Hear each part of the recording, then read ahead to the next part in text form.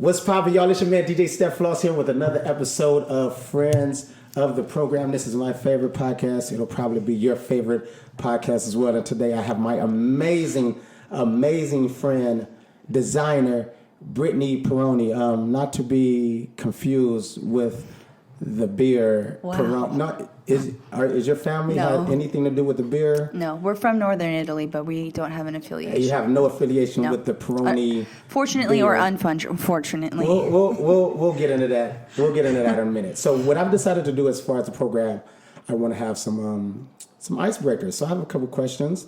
Here we Just go. know any question that I ask you, I know the real answer to, and you'll probably get it wrong. Okay, wonderful. What's the plural? First question. What's the plural of octopus? Octopi. Do you really believe that? Yeah, because it sounds like that's what it's supposed to be. As opposed to what? Octopuses. Octopus. Trust me, octopuses. Where do you even look this up? It's one of those words. Trust me, I know. It's one of those words. Questionable. I'm right. Cheesecake, is it a cake or is it a pie?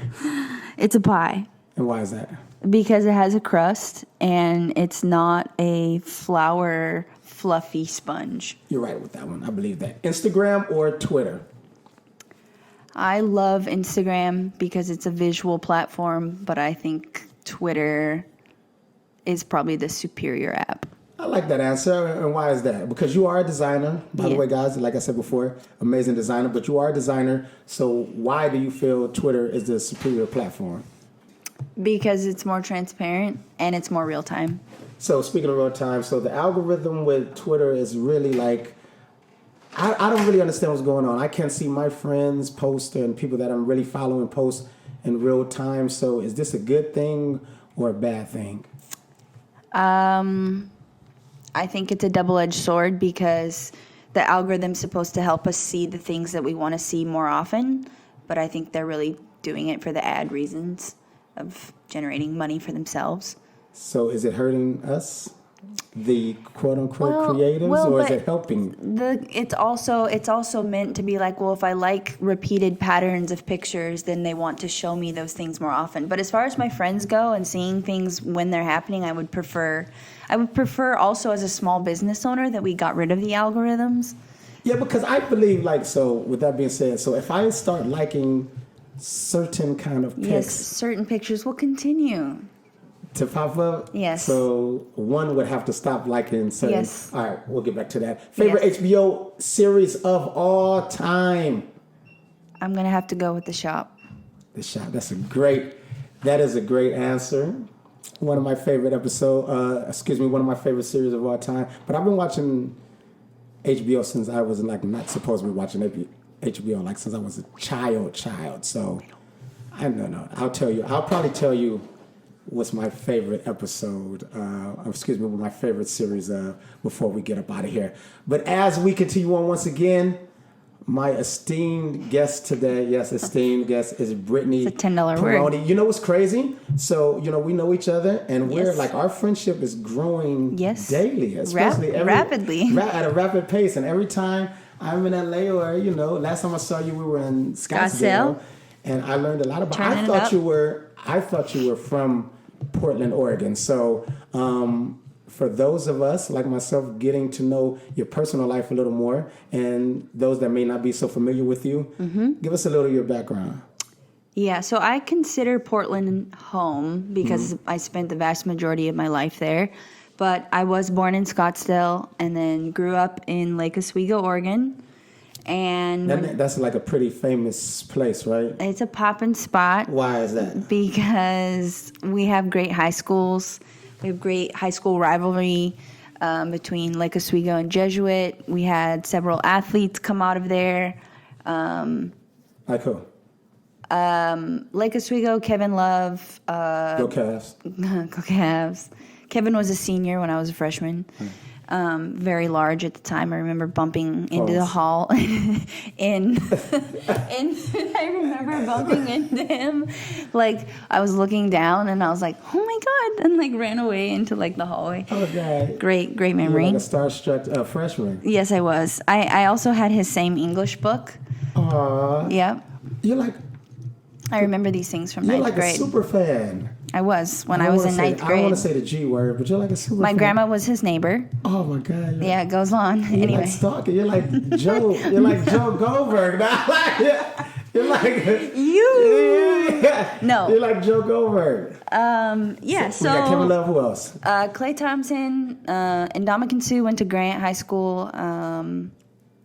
You know, obviously the Oregon Ducks is a great program. Okay. So you went to college up there? No, but I just associate that with because people know about Lake Oswego, you know, Eugene, the whole thing. Anyway, no, so then I graduated from Lake Oswego High School. I went to Arizona State for industrial design.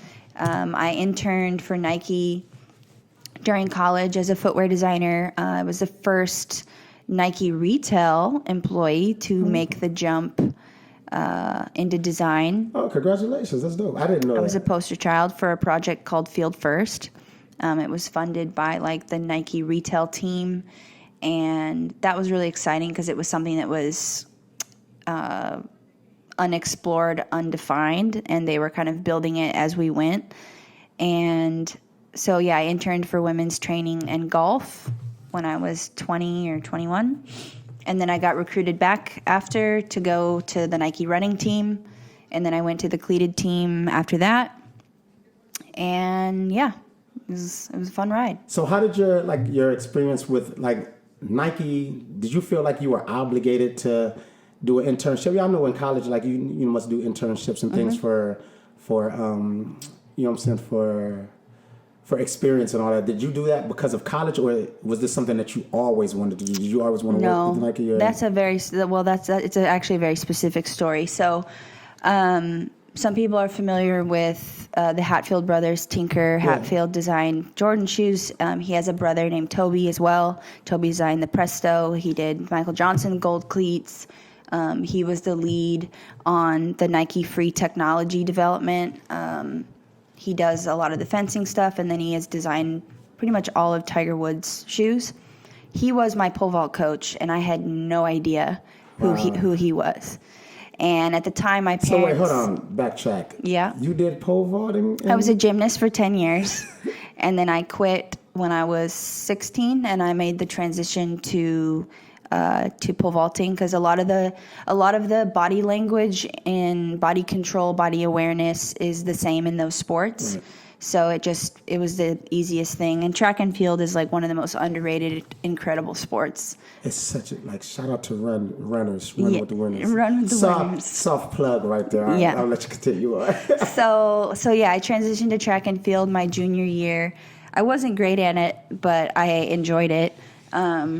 So he was my coach, and at the time my parents were divorcing, and so he kind of stepped in as dad. And my sister and I didn't really know like who he was as far as his legacy with the company. Right. I was doing ceramics and making teapots and wanted to be an architect, and he was so cultured. Yeah, he was like, I think you would like industrial design. You should come to work with me. And so I went to work with him when I was 17. And at the time, that space was called the kitchen, and that was Tinker's team with like Wilson Smith and several other guys, Aaron Cooper, several guys that kind of were the original godfathers of like sneaker footwear. And I met most of them that day and literally knew like, this is what I want to do for like the rest of my life. So I walked off the Nike campus at 17 saying I'm going to be a Nike footwear designer. And it was very just like probably the best thing that probably could have happened, because I think the earlier you have direction in life, the easier it is for you to go far. Right. Because you get a head start more or less. Because I think a lot of people spend time doing a lot of exploration, which is necessary if you don't know what you wanted. I just happened to figure that out. And it just was a match because I was like, hold on, I get to draw stuff and get paid. And then at some point you're going to hold a 3D object in your hands and it's going to be your brain, but now you're holding it. It's going to come to life. It's crazy. Yeah. So you walked off the campus 17, still in high school. You go back to high school. Yep. Finish high school. You graduate. You're still like, I'm doing this. I'm going to go work for Nike. I'm going to college for industrial design. Yep. Guess what? I'm still going to work for Nike. Yep. Day one orientation of college, people are like, what do you want to do? You know, and it's design school. So design school is pretty limited. Like, so a design school, like a 4-year, 2-year, 4-year, it's 1 a year, 4-year. 3-year? Okay. So typically, there's like the Ivy League design schools, like an Art Center or a RISD, or like CCS in Detroit is an incredible school. And then there's a couple state programs like Arizona State, North Carolina, where Jason Petrie went. Shout out to Jason. Shout out to Jason. Syracuse has a program. Ohio State has a program. The Ohio State University. Asterisk, the Ohio State. No. What do you mean asterisk? I had to go back and add it in. Oh, okay. Right, thank you. The Ohio State has a program. Cal State, Long Beach, etc. So Arizona State, my mom had a vacation home there, so I happened to get in-state tuition. And by the way, your mom, you guys don't know this. I know her mom's name Desiree. I've never met a Shout out to mother Mom. named Desiree. That's the coolest mom's name. All right, so your mother. Yeah, mom's a G. So we got in-state tuition, and I got a scholarship, so it was a no-brainer to go there. And then when you go through design school, you're developing a skill set. So everything from like, you know, identifying problems to solve. That's the difference between like an apparel designer and a product designer, is our focus is on like users. So if we're designing the mic, it's like, what are the issues with the mic? And what are we solving for? And researching that. And then That's a product designer. That's a product designer. And so that was a skill set that we were building. And that's really what Nike was looking for and does look for, is young people with like kind of wild, crazy minds that can solve things in a unique way.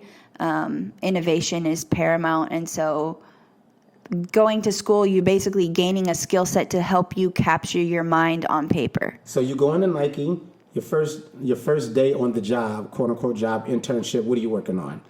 I was in women's training. I was split between women's training and golf, which was really fun. I got to work on 2 teams. Day one on the job. And this is apparel, or these are footwear? No, this is footwear. All footwear. All sneakers. So what, the entire time you were at Nike, you were working on footwear the entire time? Yep. Okay. Yeah, which was the only thing I wanted to do. Yeah, so interning was fire because it helps you put like immediate experience that, like, you learn all these skills, but you don't really know how to apply them, or how does this work in the real world. So I was kind of following around our design director for like a week and just getting the hang of, like, there's a lot of terms at Nike, a lot of acronyms, a lot of dates and gates that have names and meanings. So just even orienting yourself, like, where are we in the process? How is footwear developed? What is the expectation at these meetings? Like, what is the work that I have to show up with? So that was a lot of that. And then sketching, lots and lots of sketching. So you go from women's training and golf. And golf. Yep. So I saw something recently which I had no idea, and like, we've been knowing each other for a while. So shout out to my Cleveland Browns. By the way, the Browns Super Bowl champions 2021. Trust me. I saw Jarvis Landry was he was doing some workouts a couple of summers ago, and he out on a sneaker, and I saw you post a sneaker, and you had worked on the cleat. And so did you go immediately from women's training to football, or what was the transition? So I interned in women's training and golf. That was still in college. So then I had to go back and finish university, and then I graduated and finish university. You said, by the way, you just said that like you're from like Canada. I'm cultured, okay? No, we don't really just say university in the States. Like, all right, but I'll let you get that off. Just like we're gonna have a proper meal later. Proper meal, right? Hello, Governor.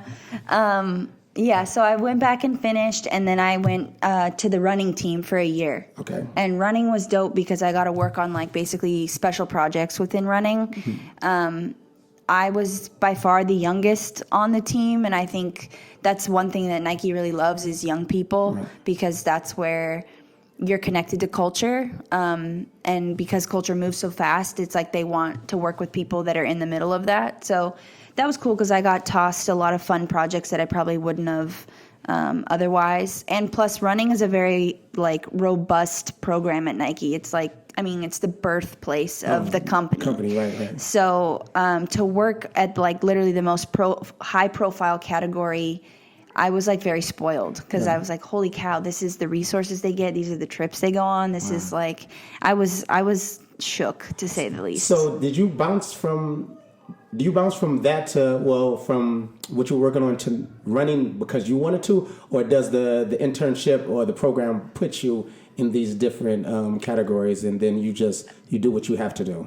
You get to choose, basically, is what I'm asking. You get to set an intention and say, I want to work in this group, or I want, I want to move to basketball. Okay, well, how do we get you ready for basketball? Right. So there's like tiers of experience that are required, and that's not necessarily subscribing to a specific category. It's more like, what design director are you going to work under that's going to develop you into the designer that will be capable to handle this tier of project? So your overall, the highest plateau that you wanted to reach with Nike, with the design, what shoe would have been? Would it have been a running shoe? Would it have been a women's golf shoe? Would it have been a men's football cleat, or a soccer cleat, a football cleat? Like, what was... Wow, I've never really thought about that. I mean, I thought about it when I was there. I wanted to basically marry... There's this guy named Gmo. You wanted to marry Gmo? Is he still single? No. I wanted to marry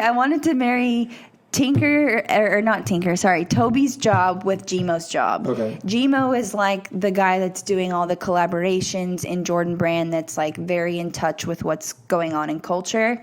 But that's mostly driven through like the Jordan retro business.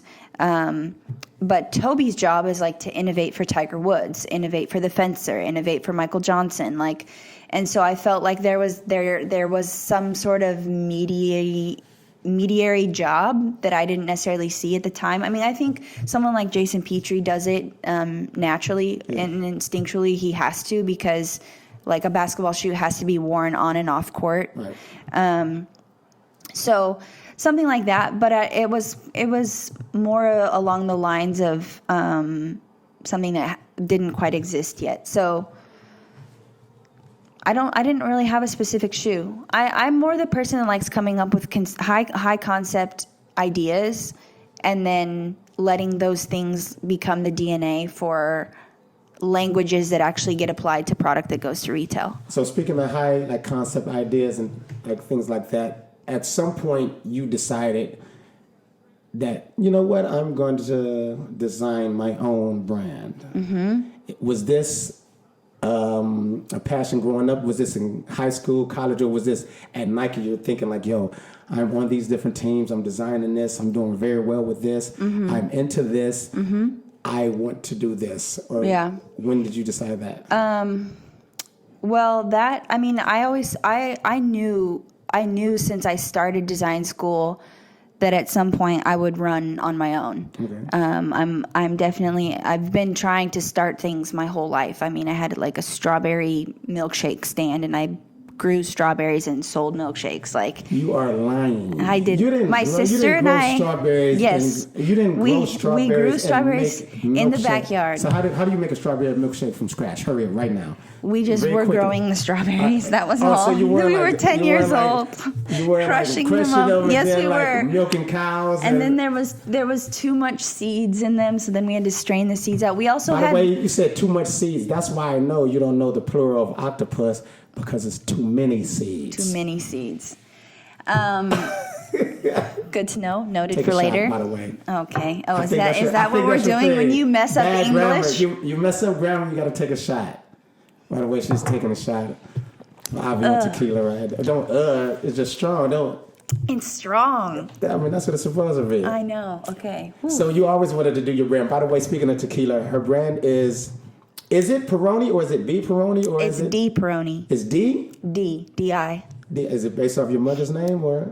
It should be. Shout out to Desiree. Shout out to Desiree. So Pierone, not to be confused with Peroni the beer, or is that your family or? No, that is not the fam.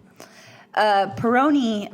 Well, let me backtrack. Let me backtrack just a little bit. So the reason that that D Pierone even exists was I had been traveling with Nike, as we do internationally, and that brought visibility and exposure to other walks of life that I just had never seen before. Right. So I remember going on a specific trip to Vietnam and being just sort of like arrested by the experiences that I was seeing that people were living day to day. And there was a woman outside my hotel who looked very like mangled, like she had been through a fire or something. And I pretended she was there the first night. We walked by. She was there the second night. And we all went up to our rooms, and I pretended like I was going to get off the elevator on my floor, and I just went back down, and I went and I sat with her. And I was just like crying because I was like, this is a human being that's existing on the other side of the world. She has no like hope. She has no control. She has no, like tomorrow, basically. Like, what is her tomorrow? I don't know. And I couldn't ask her questions because of the language barrier. Right. But all I wanted was for her to know that I see you. Right. Like, all these people are walking by you, not looking at you. You have one eye. You have a child in your arms. Half your body is distorted. And, like, yet you're conscious. Right. So I just held her hand, and she could see that I was, like, visibly crying. And I just pulled as much money as I had out of my wallet. And, like, I don't know what's the right thing to do in that environment, right. But that was my response. And sometimes in that case, like, people can be abducted and tormented to look mangled, to gain more money off the street, etc. But guess what? That has nothing to do with you. You can't. But it impacted me greatly to the point that I couldn't shake it for like 3 weeks. I was just crying in my bed when I got home. I was I say that as in, like, I know sometimes you can't, like, it's hard to trust everybody. And I know some people make a living, but guess what? I give money to people all the time, and I'm like, they're like, well, that guy, I know he does this, and I'm like, guess what? I don't know that. And it's not for me to, if he is giving over on me, if she is getting over on me, that's on them. Yeah. I won't feel right letting them, Yeah. So you have to just do what your heart tells you to do. So that impacted me. That impacted me heavily enough that 2 years later I ended up quitting my job to go to Africa. Quitting your job at Nike? At Nike, to go to Africa to work with women and children. And that was the initial thing that had, like, sparked the idea that, like, wow, I want to spend real time, like, doing something like this. Was this one of those trips and moments in your life where it's, like, finding myself and, like, gaining some passion or perspective on life that may have been jaded from because... You know, I grew up in Lake Oswego and went to Arizona State and then worked for Nike and had my own strawberry tree in the backyard. Yes. So was this one of those things that's like, well...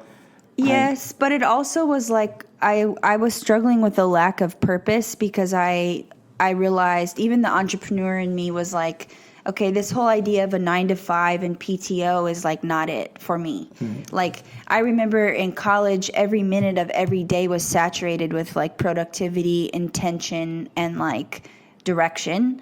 And then I got to the idea of working a job at all. It could have been any job. Right. And wait a minute, we go home at 5 or 5:30. And then now what? Like, okay, so I'm like sitting on my couch. You get to catch up on your TV shows. What do you mean? I said you get to eat dinner. You get to catch up on your TV shows. You get to get a good night's sleep. You get to wake up and you get to do it all over again. Yes, that formula did not work for BP whatsoever. You know what's crazy about that? Side note. Mm-hmm. So we were out yesterday and, we were at Soho Warehouse and remember Sycamore? Remember the conversation we had towards the end of the night where he was talking about the passion and doing craft. Things. Yeah, craft. Like your craft is what got you here. That's what you just said just made me think of that again. And it's so crazy because you're like, everyone has to make a living. Mm-hmm. But everyone, like all of us, especially right now, we're very much into our craft. Yeah, and sometimes you battle with... We're in a renaissance time. Yeah, and sometimes you battle with, how to continue with your amazing craft, but also how to make a living, the life that you would, like, really want to live. Yeah, and 100%. Sometimes you got to, like we talked about last night, sometimes you got to sacrifice and really just go with your craft. Yep. And bet on your craft. And bet on your talent. I think if you get enough... you get a couple tastes of a few wins, it validates you enough to feel like I can jump and I'm not going to fall. Right. I might stumble, I might scrape my knee, but I'm not going to wipe out. Right. And I think that's the confidence that Nike gave me was like, okay, if I can make it in here, I'm going to be fine. Right. There are literally thousands of kids that apply to intern. There are thousands of people that want to be, footwear designers at Nike. And like, I knew that if I could prove that I could hang there and I could produce there at the level that I was able to, like, I'm good. So you went to Africa. Yeah. You were in Africa for how long? So that was an interesting thing. I was supposed to go for 6 months to Zimbabwe. That was the plan when I quit my job. And Mugabe, who was the prime minister, whatever the term is there, he stepped down, and he was a tyrant. And so they just went into political uproar. It was very volatile, rioting, and so I couldn't even go. At that point, it wasn't even safe. So I ended up having like 3 months off, and they rerouted me to Ethiopia. And 3 days after I landed in Ethiopia, their prime minister got pulled out of power, who had been in power for 40 years. And so they were burning cars, and like the roads to the villages that I was supposed to go to outside the cities were like blocked.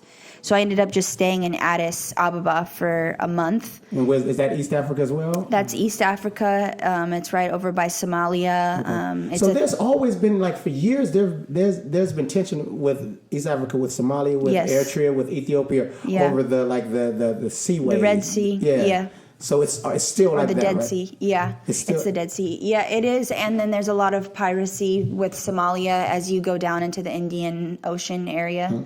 So that, I mean, there wasn't, Ethiopia's never been colonized by anybody, right, which is great. So they have first of all, they're very nationalist. They have great sense of pride. And they also don't harbor, like, negativity towards other cultures because nobody's ever invaded them. Right. So it's a safe country as far as people. They're very friendly. Beautiful people. Beautiful people. Beautiful people. Right. Yeah, small people and beautiful people. Beautiful people. So I ended up going with the ex-prime minister's wife.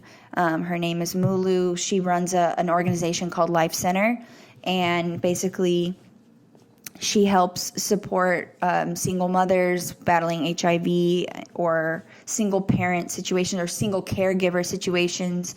And like, well, now it's grown. But at the time, I think it was like 150 children. And they can come there after school. They get food. They get help with their homework. And it's kind of like a Boys and Girls Club type situation, but for their assistance. Like, we would go to the homes and meet with people, and it was amazing. So it was inspiring. While you're over in Africa doing this, have you given up design? Are you just like... I didn't know. That was the thing. When I quit Nike, I had no plan. Right. I was like, I'm just leaving. I'm leaving the country, and I'm going to go do this, and I'll figure it out when I get back. That's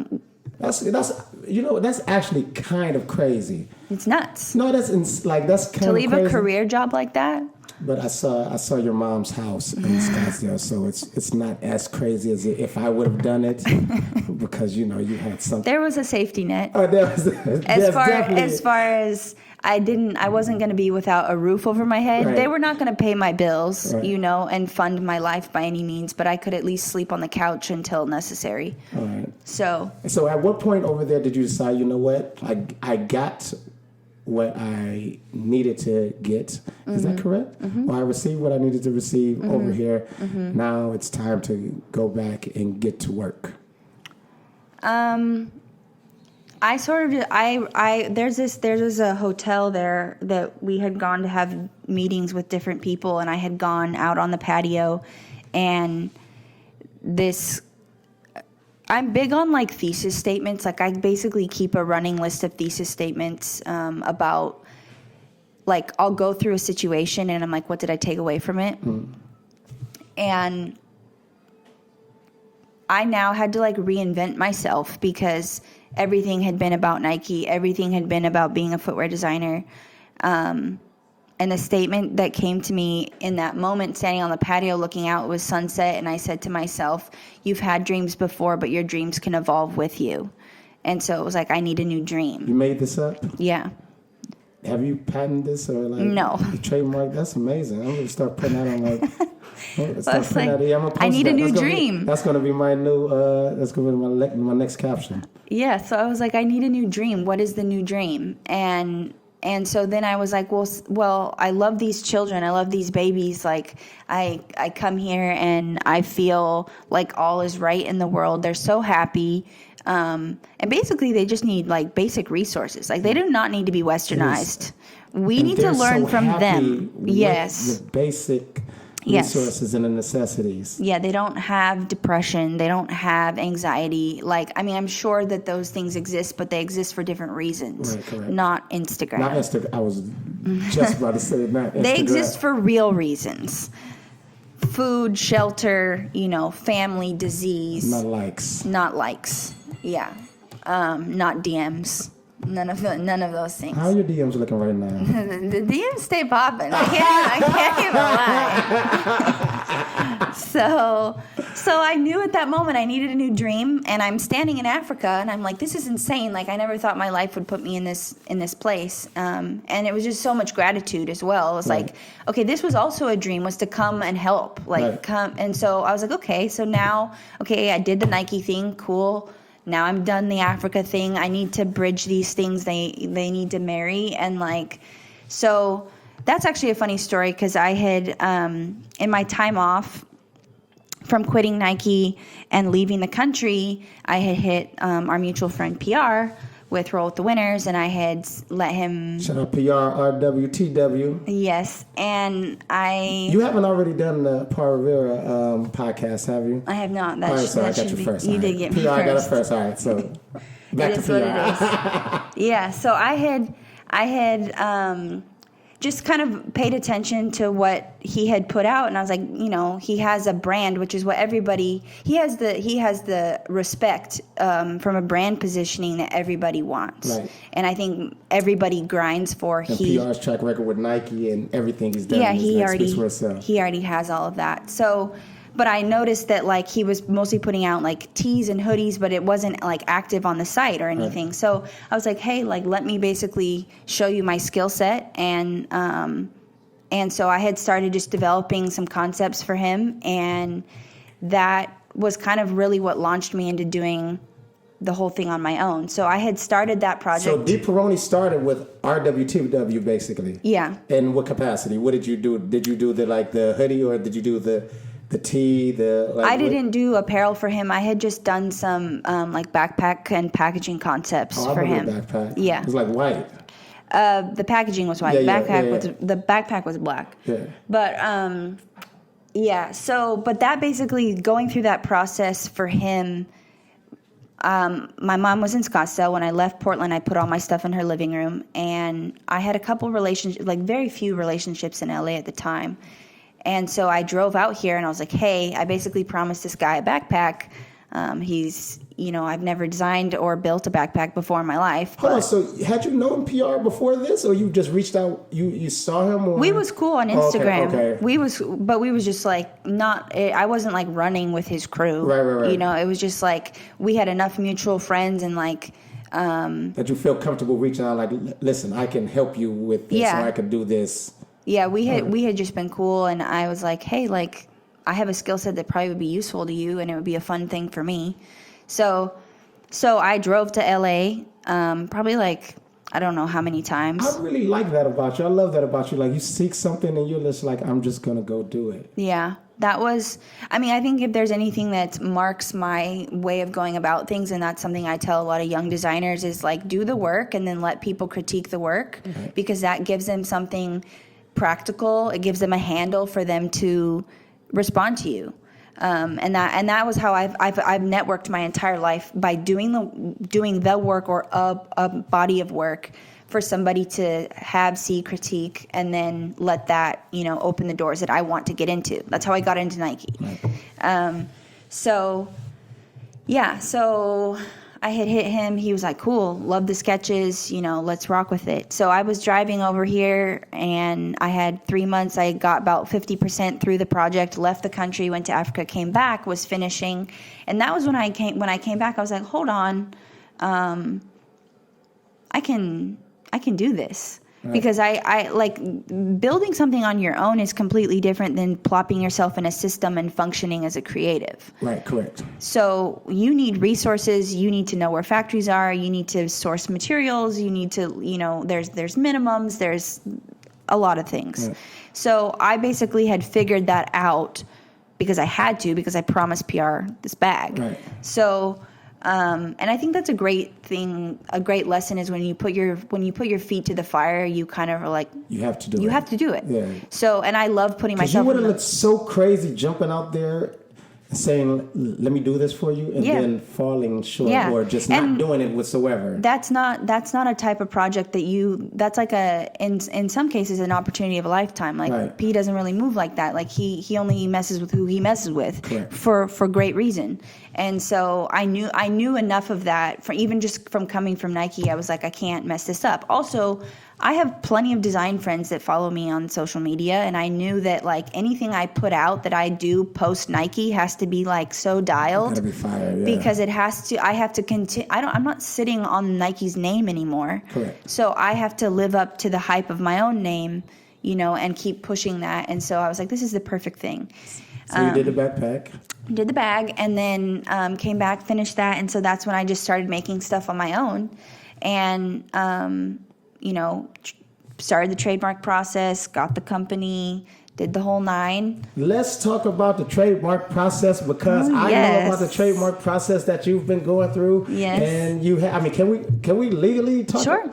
I mean, Can we legally talk about it? Yeah. So Pierone. It was funny because we were at Soho Warehouse. Shout out to Soho Warehouse again. Yep. It's the spot. Yeah, we were there yesterday, and what did the guy come up to you? He thought you were a bartender. That was insane. So By the way, he thought the guy thought she was a bartender first of all because she was wearing it was Sunday. She was wearing all white. She had went to church, and I'm like, yo, you're really gonna just go wear all white to church? We're holy and pure. I'm holy and pure.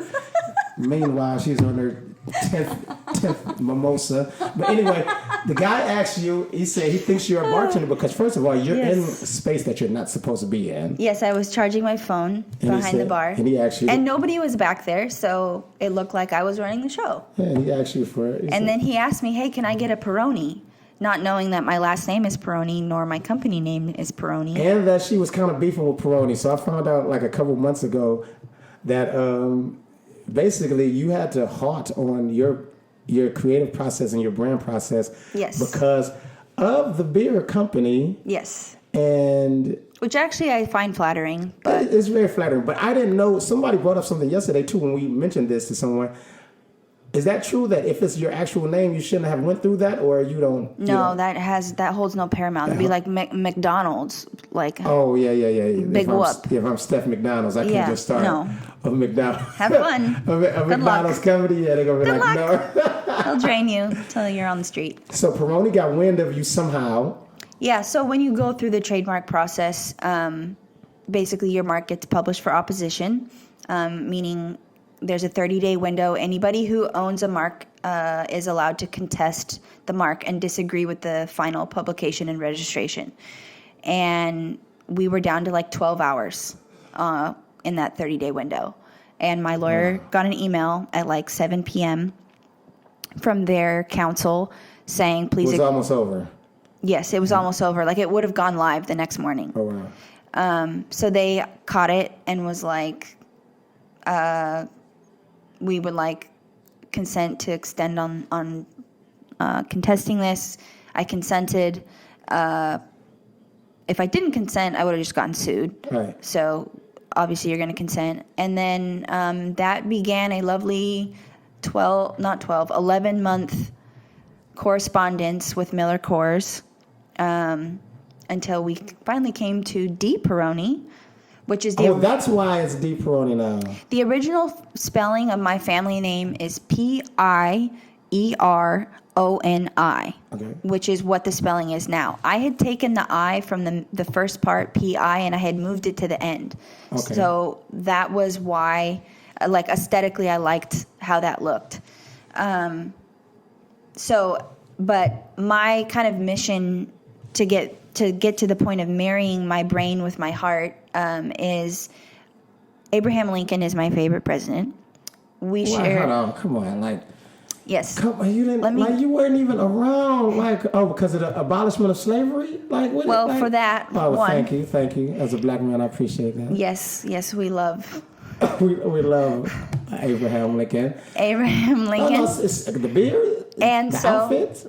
So we have the same birthday, me and Abe, and so his Gettysburg Address Because You know of the him personally, people, Abe. my guy, of the people, by the people, for the people. And so I took that and I am doing of the culture, by the talent, for the world. And that's kind of the three buckets that I'm, sharing my brand through. So DI is Italian for by. Okay. So it's by Pierone. By Pierone, I like that. By Pierone. Heyo. You have no idea what that I just did, right? By Pierone. You don't remember the old... yeah, you're a little younger I'm than too me. little. No, yeah, you're a little younger than me. So it's all good now. So basically, you came from... Left Nike, went to Africa. Yep. Put your career on hold. Yep. Left Africa, rejuvenated, charged up. I'm about to do this. I need new dreams. Yeah, let's do this. Started working again, and then you had to get put on hold. Yeah, for a year. For another... All of 2019. So basically, until right now. Yep. So you're ready to go now. Yeah. So we rocking and rolling. we are rocking. Give me 5 more times. Hold on. We rocking. You got to take a shot. It's supposed to be we're rocking and rolling. Oh, didn't I say that? And you got to take a real. She's taking a shot. No, like a sip is great. No, I know you got sip. We're rocking and rolling. We're rocking and rolling. So I asked you to meet me at Warehouse. Shout out to Warehouse again. Shout out to Warehouse. A couple of last times I was here, and I was we last talked times. about some designing. Yes, facts. We talked about some designing and maybe designing some running shoes and things like that. That's what I want to do. Okay. What do you want to do with your brand now, and what are you going to do right now? I overheard. By the way, shout out to Hebrew Brantley. So Shout out to Hebrew. I was able to. By the way, I'm so glad I was able to do that. I was able to introduce Brittany to one of my favorite artists, Hebrew Brantley, the other day.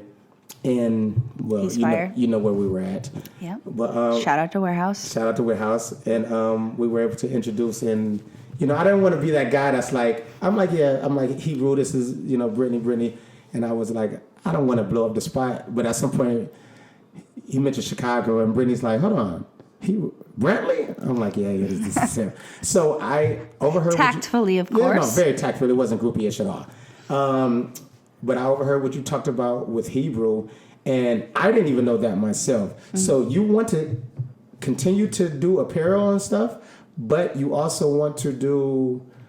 Was it live action? Yeah, so because, the great thing about working at Nike is it gives you a platform. Yeah. So that was I would say that was the thing that caused people on social media to kind of follow me initially, and so I've just been able to garner a design following, and I've been asked to come and speak at different conferences and been on different panels, universities, etc.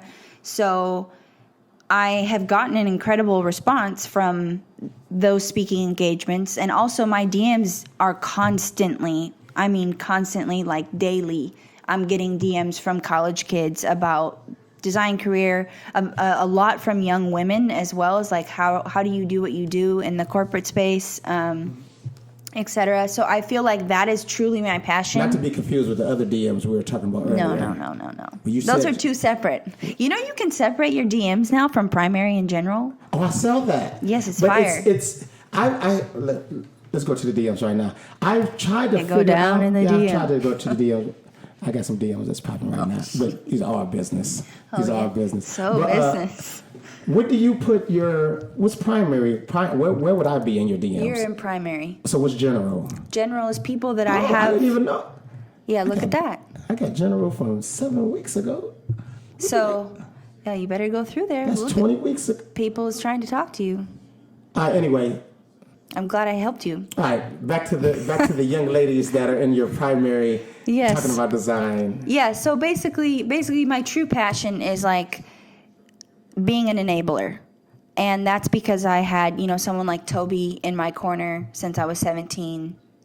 Not just rooting for me, but tactically helping me develop as a designer. My mentor Aaron Cooper for 3 years really pushed me. AC. Yeah. And no idea who that is. He's an icon. He did all the Pippins and a lot of other things. Oh, nice. Zoom Generations, I think. Anyway, so I feel bad now saying I don't know it. That's fine. I'll edit this out. I'll be like, AC, my God. No, listen.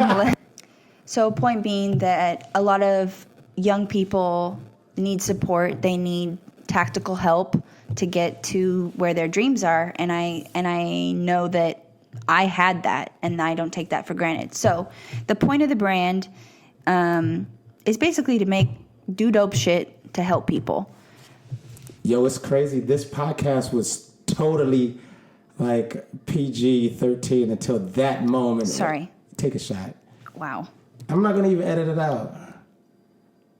I don't think I've cursed publicly. I might do it at some point on this podcast. I should have asked. I apologize. No, it's fine. You're real, man. You got the tequila in you. Shout out to Avion Tequila, Avion, however you want to pronounce it. So that's the point of your brand right now. So the point of my brand is the pieces that you're going to be designing. What are those like now? So the pieces, I'm gonna remain in the product space initially. I have a very exclusive list that a few people will get apparel pieces to help kind of drive awareness. Who's one of those people? It's DJ Steph Floss. There he is.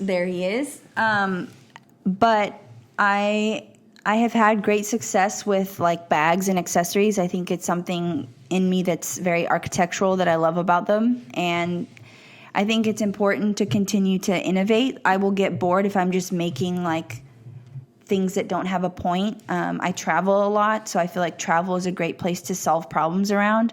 So when you say travel, do you mean like flew out or? Okay. All right, never mind. That's another conversation. All right. So you travel.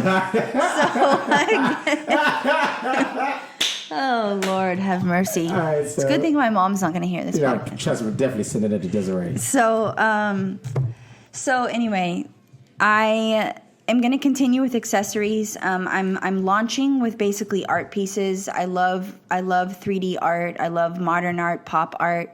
So I'm launching with pieces that basically become my muse for the product. So instead of having seasons like spring, summer, fall, holiday, or fall, winter, I'm going to launch with muses. So it'll be Muse 1, and then there will be derivatives of those muses that are the product. So it's accessories, it'll be footwear, there will be some apparel. I have a great interest in furniture. Oh, nice. So it'll be like medium heavy, meaning like concrete, PVC, foil, like there'll be a very strong aesthetic. You might as well been speaking Mandarin Oriental the last couple sentences you were saying. Somebody's listening to this and understands it, but you might as well. People will get PVC, foil. I'm like, yeah. People will understand it. It's going to be very strong visual expression, very tight, very dialed, like very minimalist in the point that I'm trying to make. Okay. And then the products that like you would buy would be like the backpack or you don't know what I would buy. What do you mean? I might want a couch. I might want a chair. If you want the stool, that will be made out of like translucent whatever, and it goes back to the muse and the art piece that I'm creating initially. Tell me what I'm gonna buy, what I would want. Yeah, you're going to want it all, so it's fine. That's what it is. So I wanted to ask you, but I think I know the answer to this already, is, everyone makes this 2020 thing, this 2020 vision, this 2020 year, this decade thing is like a big deal. So everyone is like, I want to do this in 2020. I want to do this in 2020. Yeah. I wanted to ask you, how do you see your 2020 looking that much different from your 2019? But your 2019 was basically put on a halt. So this is like a resurgence for you. Yeah, I mean, it's really, I'm calling it a launch. It's not a relaunch. I am launching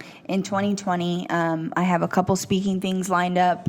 I have great anticipation to finally like put my mind in people's hands. And that is going to be something that I finally get to do this year. Like I'm finally fulfilling, like I'm finally coming to fruition. This is the start blocks of something that will be a very long time, but it's this moment I've been waiting for a long time. So this year means a lot to me. It's also, 2019 taught me a lot about how to maneuver. When you're not operating in a structure or, like I said, a system. Yeah. You have to be resourceful. You have to be savvy. You have to be scrappy, and you have to be smart with your relationships. And I think that,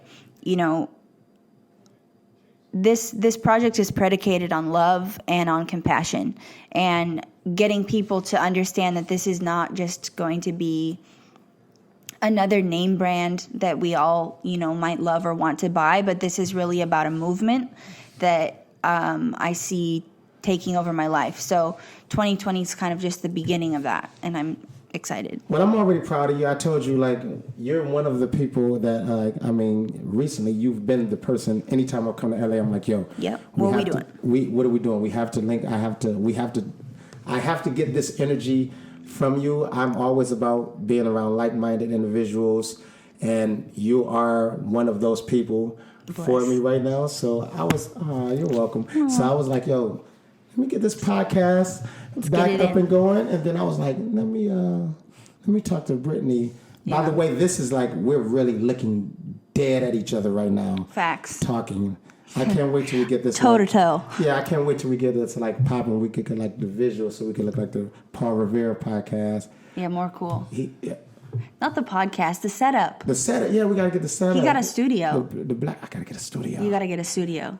We gotta get the Floss studio. The Floss studio. FS. Yeah. FS. We might need to make you a logo. You said what? We might need to make you a logo. I've been doing my own design. Oh wow! Right now. Oh yeah, you needed an Illustrator tutorial. Tutorial. You're supposed to give me one, right? I got you. I promised you that much. There it is, Brittany. I gotta let you go because guess what? Yes. We have a national. By the way, I'm gonna date this. I don't even know when this is gonna be put out, but the national championship game is going on right now. I can't even see who's winning. Do you know who's winning? No. It's a commercial. The Ohio State University Buckeyes are playing. So shout out to Chase. Shout out to Chase. Shout out to Clutch. Shout out to Clutch football now. So that's it. Anything? By the way, I think I'm going to start doing this. Is there anything you want to ask me? One question before we get up out of here. Oof. One question. Make it a good one because we got to go. We got to go. We got one question. I'll give you one question. One question? One question. Hurry up. What's the thing you're changing in 2020? What's the thing I'm changing? I'm going to trust people more. Ooh, I like it. I'm going to trust people more. I had a conversation. Shout out to my brother, Kellen Crenshaw. We had a conversation the other day, and I've always lived my life like with trying to do everything myself. And I have so much going on. But besides, like with myself, with this, with anything I have going on, with Running with the Winners, with everything, and I try to do it all myself. And then I started realizing, like, yo, you have to have a team with each of these things, and like you can delegate responsibility, and you have to trust other people. Like you can't just go through Mark of a great leader. Yeah, you can't just go through your life not trusting people. And PR, we had a dinner during Basel, and I'm not going to elaborate it, but we talked about someone that's very successful, and how they're very successful because they learned how to trust other people. And do it. And I was like, yo. Well, you have to have great people. That's another thing he always says. You need great people. So I need to start. That's what I'm going to change. Trusting great people. I'm going to trust. Can you be somebody I can trust? We already know the answer to that one. All right, well, yeah. cut down on your flyouts and we'll be fine. Oh my God, there are 0 flyouts for the Brittany record. Pierone, ladies 0. and gentlemen. Brittany Pierone. That's the brand is D Pierone. Pierone. Follow on Instagram, DI_PIERONI. Do you want to give them your regular one? Nah. No, it's not about me. It's not about you. No, it's about the people. And shout out to Desiree. Desiree, we love you. Desiree, we love you. Goodbye, ladies and gentlemen.